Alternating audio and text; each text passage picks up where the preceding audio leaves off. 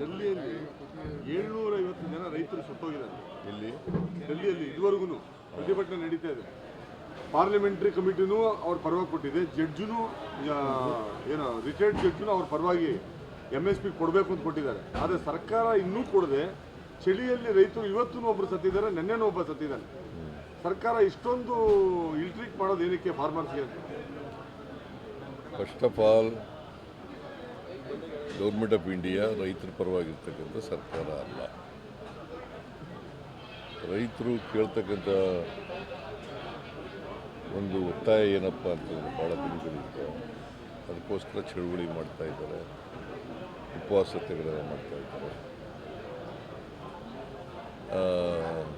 MSPಗೆ ಕಾನೂನು ಮಾಡಿ ಅದಕ್ಕೆ ಒಂದು ಲೀಗಲ್ ಚೌಕಟ್ಟು ಕೊಡಿ ಅಂತ ಹೇಳಿದ್ದಾರೆ. ಅದನ್ನು ಅವರು ಮಾಡಲಿಕ್ಕೆ ತಯಾರಾಗಿಲ್ಲ. ಯಾಕೆಂದರೆ MSC ಕೊಡಬೇಕಾಗಿರೋರು ಗೌರ್ಮೆಂಟ್ ಆಫ್ ಇಂಡಿಯಾ, ಅದನ್ನು ಅವ್ರು ಮಾಡಬೇಕು. ಸೊ ರೈತರ ಒತ್ತಾಯಗಳಿಗೆ ಮಣಿತಾ ಇಲ್ಲ. This is a inhuman government, anti farmers government. ಅದಕ್ಕಾಗಿ ಇಷ್ಟೊಂದು ಜನ ಸತ್ರೂ ಕೂಡ ಸ್ವಲ್ಪನೂ ಕೂಡ ಬಗ್ಗದೇ ಇರ್ತಕ್ಕಂಥ ಸರ್ಕಾರ ಇದೆ.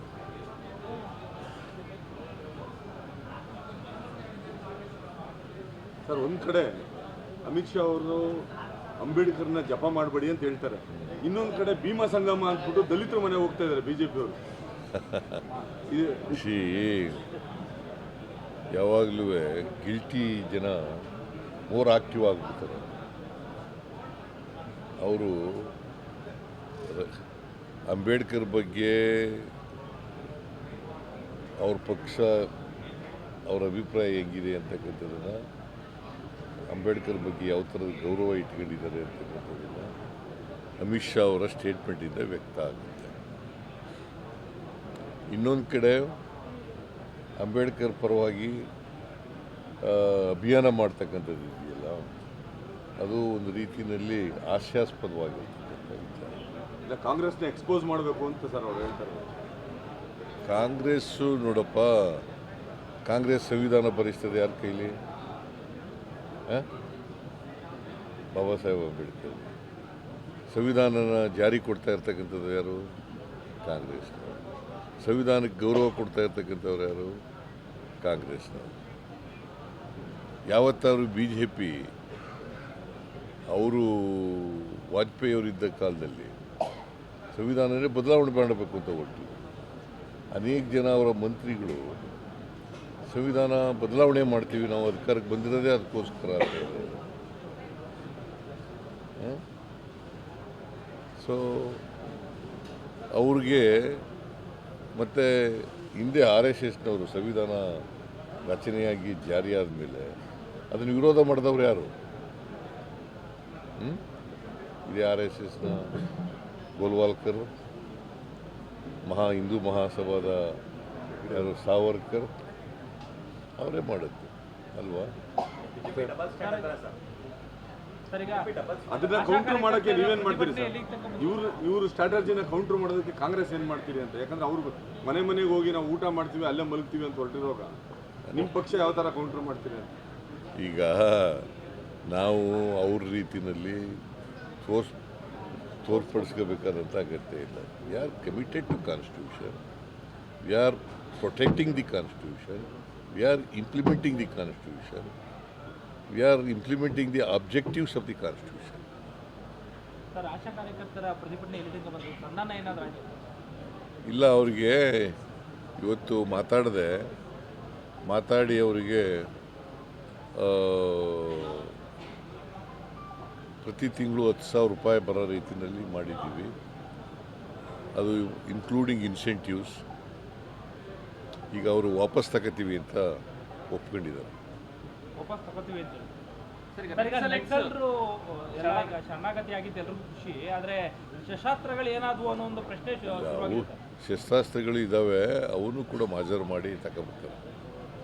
ಹುಡುಕ್ಬೇಕು ಅಂತ ಪರಮೇಶ್ವರ್ ಹೇಳಿದ್ದಾರೆ ಸರ್ ಇವತ್ತು. ಎಲ್ಲಿ ಹುಡುಕ್ತಾರೆ? ಹುಡುಕ್ಬೇಕು, ನಮ್ಗೆ ಸಿಕ್ಕಿಲ್ಲ ಇಲ್ಲವೇ ಅಂತ ಹೇಳಿದ್ದಾರೆ ಸರ್ ಇವತ್ತು. ಗೊತ್ತಿದೆ ಎಲ್ಲಿದ್ದಾವೆ ಅಂತ, ಮಾಜರ್ ಮಾಡಿ ಅದನ್ನು. ಶರಣಾಗತಿ ವಿಚಾರ ಸಾಕಷ್ಟು ಪರ ವಿರೋಧ ಚರ್ಚೆಗಳಾಗ್ತಿದೆ ಸರ್. BJP ಅವರು ಸಿಎಂ ಅವರ ಕಚೇರಿಯಲ್ಲಿ ಶರಣಗತಿ ಸರಿಯಲ್ಲ ಅಂತ ಬಿಜೆಪಿಯವರು ಯಾವತ್ತೂ ಕೂಡ ಅವರು ನಕ್ಸಲೈಟ್ಸು ಇರಬಾರ್ದು ಅಂತಕ್ಕಂಥದ್ದು ನಮ್ಮ ಉದ್ದೇಶ. ನಕ್ಸಲಿಸಮ್ ಇರಬಾರ್ದು, ಯಾವುದೇ ಹೋರಾಟ ಶಾಂತಿಯುತವಾಗಿರಬೇಕು, ಶಸ್ತ್ರಾಸ್ತ್ರಗಳ ಮೂಲಕ ಹೋರಾಟ ಆಗಬಾರ್ದು ಅನ್ನೋದು ನಮ್ಮ ನಿಲುವು. ಹಿಂಸೆಗಳ ಮುಖಾಂತರ ಹೋರಾಟಗಳು ಇರಬಾರ್ದು, ಶಾಂತಿಯುತವಾಗಿ ಹೋರಾಟ ನಡೀಬೇಕು. That is what Baba Saheb Ambedkar ಅವರು ಹೇಳಿದ್ರು. ಕಾನ್ಸ್ಟಿಟ್ಯೂಷನಲ್ ಮೆಥಡ್ಸ್ನ ಉಪಯೋಗಿಸಿ, ಅನ್ಕಾನ್ಸ್ಟಿಟ್ಯೂಷನಲ್ ಮೆಥಡ್ಸ್ನ ಉಪಯೋಗಿಸಬಾರ್ದು ಅಂತ ಹೇಳಿ. ಅನ್ಯಾಯಗಳನ್ನು, ಶೋಷಣೆಗಳನ್ನು, ದೌರ್ಜನ್ಯಗಳನ್ನು ಪ್ರತಿಭಟನೆ ಮಾಡಲಿಕ್ಕೆ ಎಲ್ರಿಗೂ ಹಕ್ಕಿದೆ, ಸಂವಿಧಾನನೇ ಕಲ್ಪಿಸ್ಕೊಟ್ಟಿದೆ. ಆದರೆ ಕಾನೂನನ್ನು ಕೈಗೆ ತಗೊಳ್ಳಿಕ್ಕೆ ಯಾರಿಗೂ ಅವಕಾಶ ಇಲ್ಲ.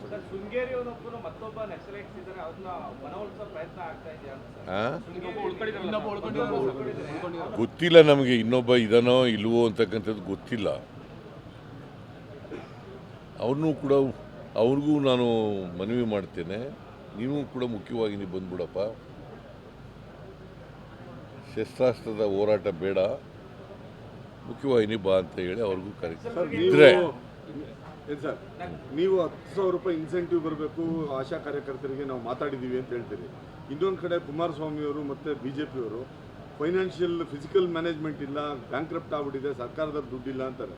ನೀವು 10,000 ಕೊಡ್ತೀವಿ ಅಂತಾರೆ. ಯಾವ ಥರ ಸರ್ ಇದು? ಈಗ ಅವ್ರಿಗೆ 8,000 ಕೊಡ್ತಾ ಇದ್ದೀವಿ. ಅದನ್ನು 10,000 ರೂಪಾಯಿ ಇನ್ಕ್ಲೂಡಿಂಗ್ ಇನ್ಸೆಂಟಿವ್ ಸೇರಿ 10,000 ಕೊಡ್ತೀವಿ ಅಂತೇಳಿ. ಒಂದು ವೇಳೆ 10,000 ತಲುಪಲಿಲ್ಲ ಅಂತಂದರೆ ಅವರಿಗೆ ನಾವು ಸರ್ಕಾರ ಕೊಡ್ತೀವಿ.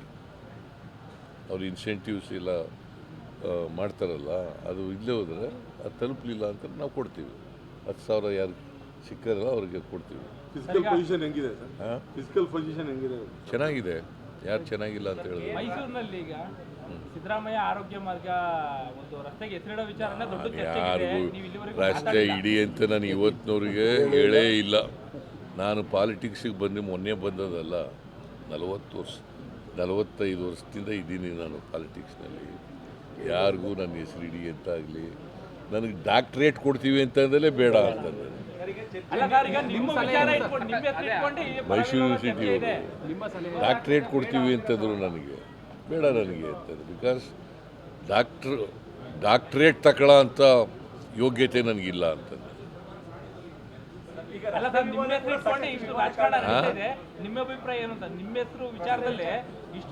ಅದಕ್ಕೆ ಬೇರೆ ಹೆಸರಿದ್ರೆ ಆ ರಸ್ತೆಗೆ ಅದು ಮಾಡೋದು ಬೇಡ.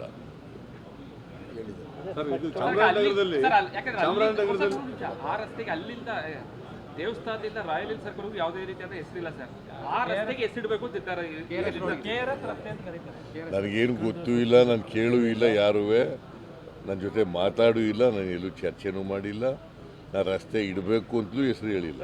ಸರ್, ಚಾಮರಾಜನಗರದಲ್ಲಿ ಕ್ಯಾಬಿನೆಟ್ ಮಾಡ್ಬೇಕಂತಿದ್ರೆ ಕನ್ಫ್ಯೂಷನ್ ಏನಿದೆ ಸರ್? ಆ ಡೇಟ್ಗೆ ನಡೆಯುತ್ತಾ? No confusion. ಫೆಬ್ರವರಿ 15ನೇ ತಾರೀಕು ನಡೀತದೆ ಅಲ್ಲಿ. ಎಲ್ಲ ಕಡೆ ಮಾಡ್ತಾ ಇದ್ದೀವಿ. ಈಗ ಏನು ಸ್ಪೆಷಲ್ ಅಂದ್ರೆ ಏನಯ್ಯ? ಈ ಭಾಗದ ಸಮಸ್ಯೆಗಳಿಗೆ ಪರಿಹಾರ ಕೊಡ್ತಕ್ಕಂಥ ಪ್ರಯತ್ನ. ಎಲ್ಲ ಸಮಸ್ಯೆಗಳಿಗೂ ಅಲ್ಲ. ಪ್ರಿಯಾಂಕ್ ಖರ್ಗೆ ಅವರ ಆಪ್ತ ರಾಜು ಕಪೂರ್ ಇವತ್ತು ನ್ಯಾಯಾಧೀಶ ಮುಂದೆ ಹಾಜರಾಗಿದ್ದಾರೆ ಸರ್. ಯಾರು? ರಾಜು ಕಪೂರ್ ಅವರು ಇವತ್ತು ನ್ಯಾಯಾಧೀಶ ಮುಂದೆ ಹಾಜರಾಗಿದ್ದಾರೆ ಸರ್. ರಾಜು ಕಪೂರ್ ಸರ್, ಪ್ರಿಯಾಂಕ್ ಖರ್ಗೆ ಅವರ ಆಪ್ತ ಇವತ್ತು ಹಾಜರಾಗಿದ್ದಾರೆ ಸರ್ ನ್ಯಾಯಾಧೀಶ ಮುಂದೆ. ಆಯಿತು, ಕಾನೂನು ಮುಂದೆ ಎಲ್ಲರೂ ಸಮಾನರಲ್ಲ, ಅಪ್ಪರಾಗಲೇಬೇಕು. ರಾಜಣ್ಣನಿಗೆ ಕೇಳಿ.